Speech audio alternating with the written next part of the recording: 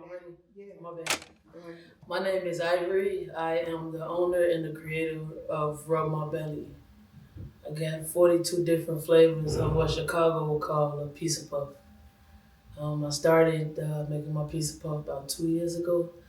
First, I was telling everybody I'm gonna make me a seafood pizza puff, and they was looking at me crazy. They was like, ugh. But then I finally made it, and I started off on Central Park and Lake on foot with a turkey deep fry, for the most part.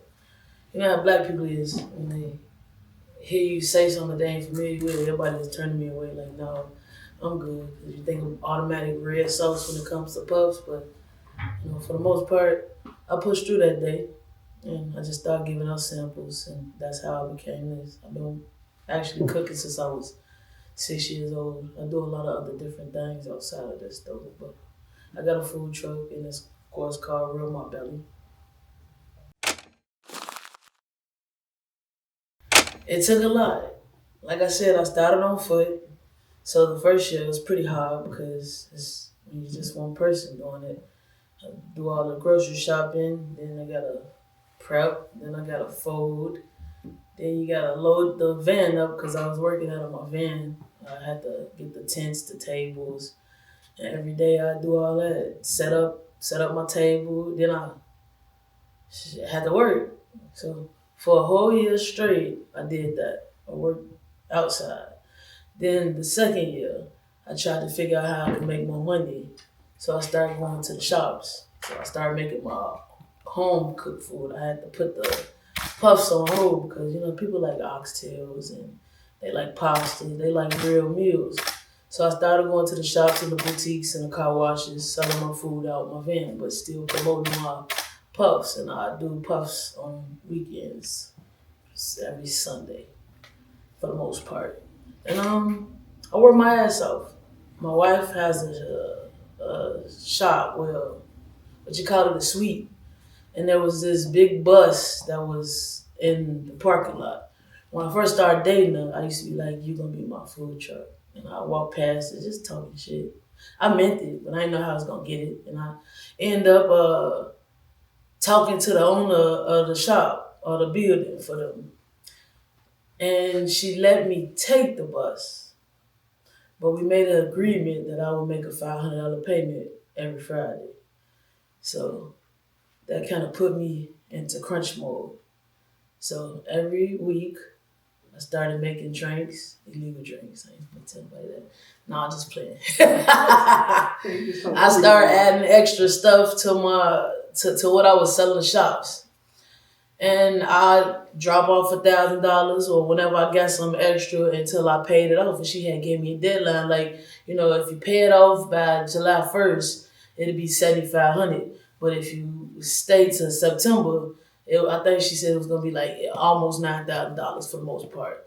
And I just worked my ass off. I bought my first generator for my birthday. Instead of buying outfits and shit, I bought me a generator. And they let me cook the puffs faster, so on weekends I'll be making more money. And then throughout the week, I still got the shots in the boutique. So I ended up getting the bus, and then my mechanic was trying to fix something on it, and somebody crashed it. So it kind of pushed me back some more. Towed my front up.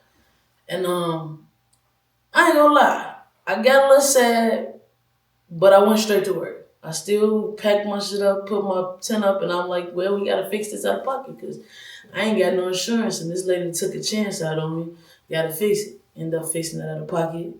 Man, for the most part, I took my bus to Milwaukee to this guy named Nunu Penny, and he remodeled the bus for me. He turned it into a food truck.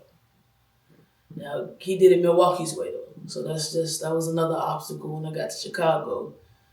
You got to pass the inspection for Chicago, now Milwaukee. So it's kind of, I've been through a lot of different things. Even before me getting here or getting to the pizza puff, I always knew I wanted to cook. And I didn't even get to that in the beginning. Like I started off, I was on drugs, like pill popping real bad. And one day I just was high, like, this ain't how you gonna get to where you. My dream has always been a food truck. My dream has always been food. So I'm like, you gonna stop doing pills. You gonna quit your job. You gonna go to truck driving school, and you're gonna use them CDLs to get you property and get you your food business. So, in a sense, even though I talk all around, it's my brain, y'all. So don't. I end up stopping everything.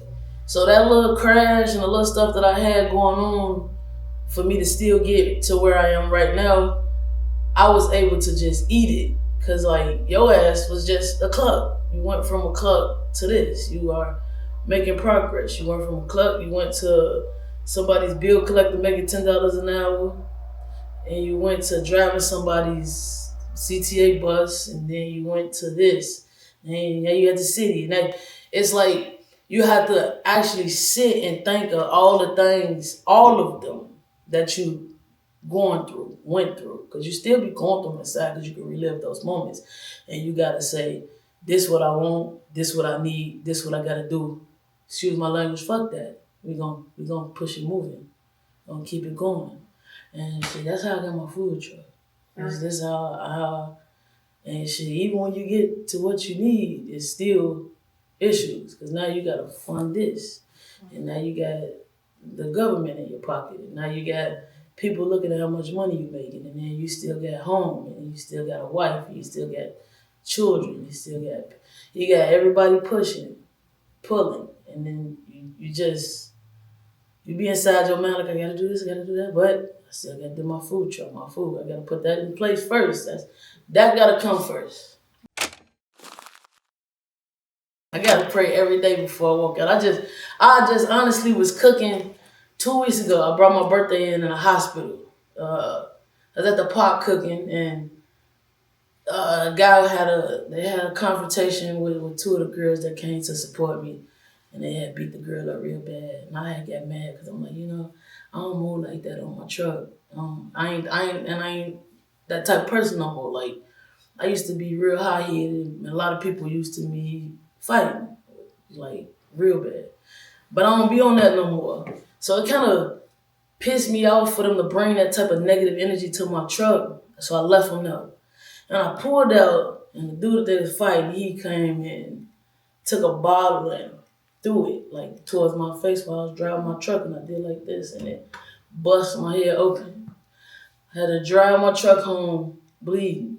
But I ain't took a day off of work since. Still. You gotta pray, because it don't matter. It don't matter what you got going on. You can be sad, you can be angry. Your spouse could not be acting right, your kid could not be acting right. You can't just sit in it. You gotta keep going. And if you want it, anything you want, you work for it. And anything you got, you pray to keep it. Because just because you want it, that don't mean you're gonna keep it. But that's just my train of thought. I be at bike night every Monday. I think it's 5701 West Jackson. I'll be there tomorrow. It's like the Harley Davidson crew. Like, all the people with their toys coming, and the food trucks and stuff be there. So y'all can come there for the most part. You can follow me on Rub My Belly EP. You're gonna see this, or you're gonna see this hat. This my lucky hat, y'all. All right. Don't let nobody tell you what you can't do. And if they tell you can't do it, you make sure they eat it.